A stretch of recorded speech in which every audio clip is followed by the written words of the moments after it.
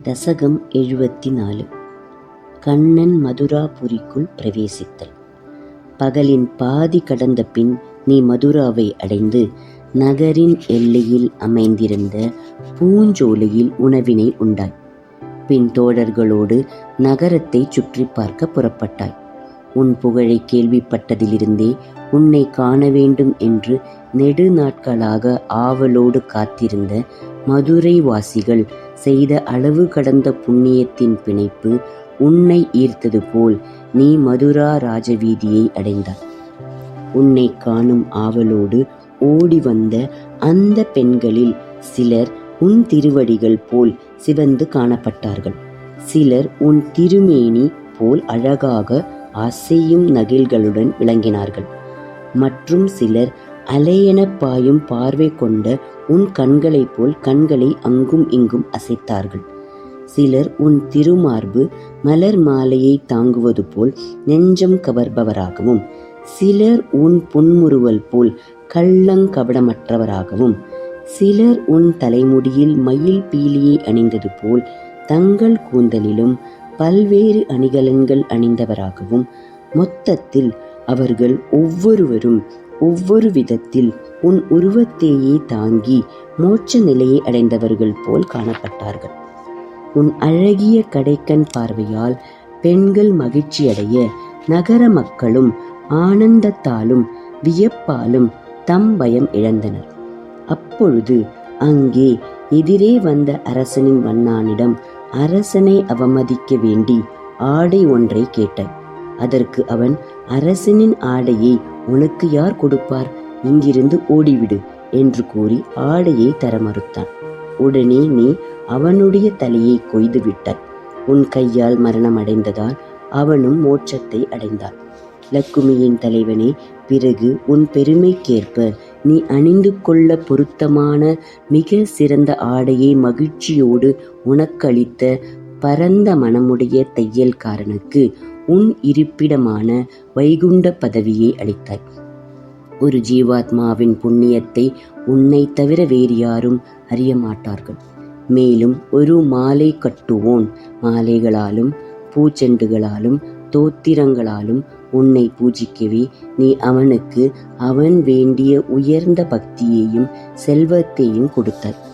பின் தாமரை மலர் போன்ற கண்களை உடைய கூனி ஒருத்தி ராஜவீதியில் அங்காரகத்தை, அதாவது வாசனை மிக்க உடற்பூச்சை உனக்கு கொடுத்தாள். அதற்கு பதிலாக நீ அவளுடைய மனதில் உன் மீது பக்தி ஏற்படும்படி செய்தாள். மற்றும் அவள் உடம்பில் கூனியாக இருந்தாலும் உள்ளத்தால் நேர்மையுடையவளாதலால் அவள் உள்ளத்தைப் போலவே உடலையும் நேர்படுத்தி 3 உலகங்களிலும் பேரழகியாக உயர்த்தினாள். பிரபுவே, அப்பொழுது பெரும் பாவங்கள் செய்யாத மக்கள் உன் பெருமையை உறுதியாக அறிந்து கொண்டு தங்கள் சக்திக்கேற்ப ஒரு புஷ்பமோ மாலையோ ஏதோ ஒரு சிறு காணிக்கையையோ அளித்து உன் அருள் பெற்றனர். அப்பொழுது பூ முதலியவற்றுள் யாதேனும் ஒன்றை எடுத்துக்கொண்டு கை குவித்து, நீ வரும் வழியில் நான் நிற்கவில்லை, அதனாலன்றோ நான் இன்று வரை துன்பத்தை அனுபவிக்கிறேன். ஐயோ, இது பெருந்துன்பமே.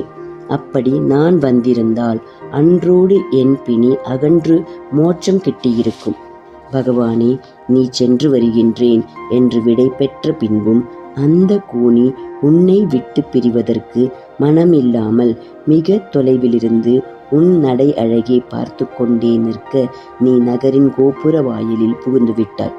அப்பொழுது அங்கே எழுந்த ஆரவாரத்தால் தேவகி உன் வரவை ஊகித்து பெருமகிழ்ச்சியுற்றாள்.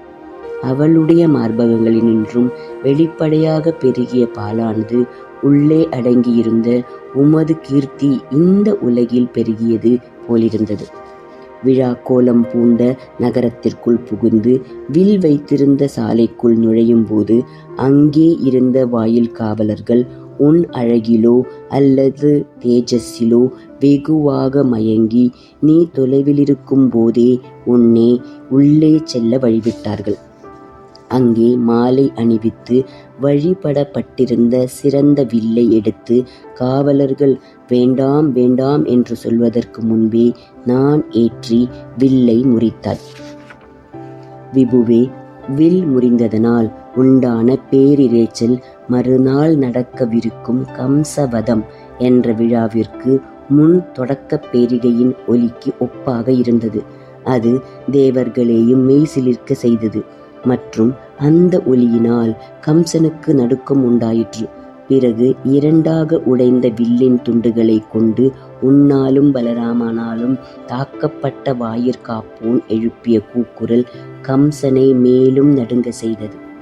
குருவாயூரின் தலைவனே, உன் மகிமையை நல்லோர்கள் அன்பினாலும் தீயோர்கள் அச்சத்தினாலும் உணர நீ நகரத்தின் அழகை சுற்றி பார்த்த பின்னர் மாலையில் பூஞ்சோலைக்கு சென்றாய். அங்கே ஸ்ரீதாமனோடு ராதையின் பிரிவினால் உண்டான துன்பத்தை சொல்லிக் கொண்டும் கம்சவதம் என்னும் உன் அவதார நோக்கம் நெருங்குவதால் மகிழ்ச்சியுடனும் உறங்கிய நீயே என்னை நன்கு காத்தருள வேண்டும்.